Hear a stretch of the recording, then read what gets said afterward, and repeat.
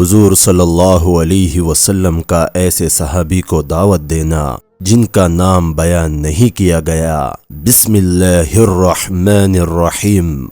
قبیلہ بل عدویہ کے ایک آدمی کہتے ہیں کہ مجھے میرے دادا نے اپنے اسلام لانے کا قصہ اس طرح سنایا کہ میں مدینہ کے ارادے سے چلا تو ایک گھاٹی کے پاس میں نے پڑاؤ ڈالا تو میں نے دیکھا کہ دو آدمی آپس میں بکری کا سودا کر رہے ہیں اور خریدار بیچنے والے سے کہہ رہا ہے کہ مجھ سے خریدنے بیچنے میں اچھا معاملہ کرو۔ تو میں نے دل میں کہا کیا یہ آدمی وہی ہاشمی ہے جس نے لوگوں کو گمراہ کیا ہے؟ اتنے میں ایک اور آدمی آتا ہوا نظر آیا جس کا جسم بہت خوبصورت اور پیشانی پھیلی ہوئی اور ناک پتلی اور بھوے باریک تھی اور سینے کے اوپر والے حصے سے ناف تک کالے دھاگے کی طرح سے بالوں کی ایک لکیر تھی اور وہ دو پرانی چادروں میں تھے۔ ہمارے قریب آ کر انہوں نے السلام علیکم کہا۔ ہم نے ان کو سلام کا جواب دیا۔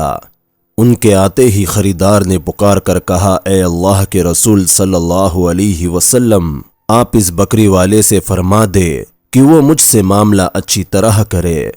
آپ نے ہاتھ اٹھا کر فرمایا تم لوگ اپنے مالوں کے خود مالک ہو۔ میں چاہتا ہوں کہ قیامت کے دن اللہ کے سامنے اس طرح حاضری دو کہ تم میں سے کوئی بھی مجھ سے اپنے مال یا جان یا عزت کے بارے میں کسی قسم کے ناحق ظلم کی مانگ نہ کر رہا ہو۔ اللہ اس آدمی پر رحم فرمائے جو خریدنے اور بیچنے میں، لینے اور دینے میں نرمی کا معاملہ کرے اور قرض کے ادا کرنے اور قرض کی مانگ کرنے میں نرمی کرے۔ پھر وہ آدمی چلا گیا۔ پھر میں نے دل میں کہا کہ اللہ کی قسم میں اس آدمی کے حالات اچھی طرح معلوم کروں گا کیونکہ اس کی باتیں اچھی ہے۔ میں آپ کے پیچھے ہو لیا اور میں نے آپ کو آواز دی اے محمد۔ آپ میری اور پوری طرح مڑ کر متوجہ ہوئے اور فرمایا تم کیا چاہتے ہو؟ میں نے کہا آپ وہی ہے جس نے نعوذ باللہ لوگوں کو گمراہ کیا اور انہیں ہلاک کر دیا اور ان کے باپ دادا جن خداؤں کی عبادت کرتے تھے ان سے روک دیا۔ آپ نے فرمایا یہ سارے کام تو اللہ نے کیے ہیں۔ میں نے کہا آپ کس چیز کی دعوت دیتے ہیں؟ تو آپ نے فرمایا میں اللہ کے بندوں کو اللہ کی دعوت دیتا ہوں۔ میں نے کہا آپ اس دعوت میں کیا کہتے ہیں؟ آپ نے فرمایا تم اس بات کی گواہی دو کہ اللہ کے سوا کوئی معبود نہیں اور میں محمد اللہ کا رسول ہوں، اور اللہ نے جو کچھ مجھ پر اتارا ہے اس پر ایمان لاؤ اور لات اور عزا کا انکار کر دو اور نماز قائم کرو اور زکوٰۃ ادا کرو۔ میں نے کہا زکوٰۃ کیا چیز ہے؟ آپ نے فرمایا ہمارے مالدار اپنے مال میں سے کچھ ہمارے غریبوں کو دے۔ میں نے کہا آپ جن چیزوں کی دعوت دیتے ہیں وہ تو بہت اچھی ہے۔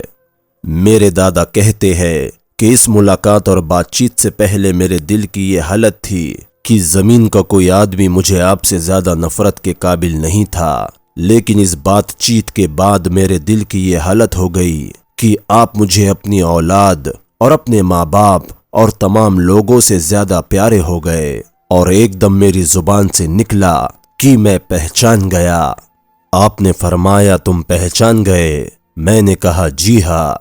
تو آپ نے فرمایا کہ تم اس بات کی گواہی دیتے ہو کہ اللہ کے سوا کوئی معبود نہیں اور میں محمد اللہ کا رسول ہوں، اور جو کچھ اللہ نے مجھ پر نازل کیا ہے اس پر ایمان لاتے ہو؟ میں نے کہا جی ہاں۔ اے اللہ کے رسول صلی اللہ علیہ وسلم، میرا خیال یہ ہے کہ فلاں چشمے پر جاؤ جس پر بہت سے لوگ ٹھہرے ہوئے ہیں، اور جن باتوں کی آپ نے مجھے دعوت دی ہے میں جا کر ان کو ان باتوں کی دعوت دو۔ مجھے امید ہے کہ وہ سب آپ کی پیروی کر لیں گے۔ آپ نے فرمایا ہاں جاؤ ان کو دعوت دو۔ چنانچہ انہوں نے وہاں جا کر سب کو دعوت دی اور اس چشمے والے تمام مرد اور عورت مسلمان ہو گئے۔ خوش ہو کر حضور صلی اللہ علیہ وسلم نے ان کے سر پر شفقت کا ہاتھ پھیرا۔ حضرت انس بن مالک رضی اللہ عنہ فرماتے ہیں حضور صلی اللہ علیہ وسلم بنو نجار کے ایک آدمی کے پاس پوچھنے کے لیے تشریف لے گئے۔ آپ نے ان سے فرمایا اے مامو جان، آپ لا الہ الا اللہ پڑھ لے۔ انہوں نے کہا میں مامو ہوں یا چچا؟ آپ نے فرمایا آپ چچا نہیں مامو ہے، لا الہ الا اللہ پڑھ لے۔ انہوں نے کہا کہ کیا یہ میرے لیے بہتر ہے؟ آپ نے فرمایا ہاں۔ حضرت انس رضی اللہ عنہ فرماتے ہیں ایک یہودی لڑکا حضور صلی اللہ علیہ وسلم کی خدمت کیا کرتا تھا، وہ بیمار ہو گیا، آپ اس کے پوچھنے کے لیے تشریف لے گئے اور اس کے سرہانے بیٹھ گئے، پھر اس سے فرمایا مسلمان ہو جاؤ۔ اس کا باپ بھی وہی موجود تھا، وہ اپنے باپ کی اور دیکھنے لگا، ابو القاسم یعنی حضور صلی اللہ علیہ وسلم کی بات مان لو، تو وہ مسلمان ہو گیا۔ آپ یہ فرماتے ہوئے باہر تشریف لے آئے، تمام تعریفیں اس اللہ کے لیے ہے جس نے اسے دوزخ کی آگ سے بچایا۔ حضرت انس رضی اللہ عنہ فرماتے ہیں کہ حضور صلی اللہ علیہ وسلم نے ایک آدمی سے فرمایا مسلمان ہو جاؤ، سلامتی پالو گے۔ اس نے کہا میرا دل نہیں چاہتا، تو آپ نے فرمایا دل نہ چاہے تب بھی مسلمان ہو جاؤ۔